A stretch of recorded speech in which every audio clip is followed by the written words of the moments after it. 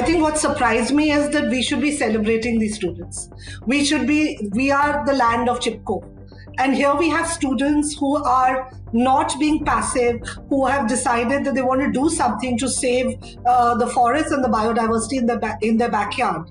And we are not celebrating it. We are lathi charging them and we're arresting them. I'm told the University of Hyderabad has been asking for alienation of this land.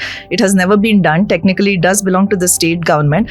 But does the state government really need this 400 acres right there for its master plan with international standards? They want to build an IT park. Why? This is something that impacts all of Hyderabad. But it's again students, standing there. The students led the Telangana movement. The students are fighting for this. Many of them at risk of their career. They're getting physically manhandled. Why aren't more people speaking up? It is not befitting a chief minister to say that you are cunning jackals.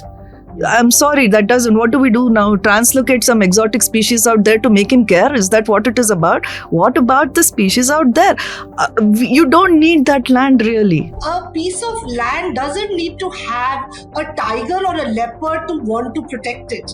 Our law recognizes that from the smallest fish in the ocean to the apex predators, to many thousands and hundreds of animals in between, our environmental laws recognize and protect all of them. On the day of a festival, they start in the afternoon and they have not stopped. I have not stopped in the night. They have not stopped for Eid.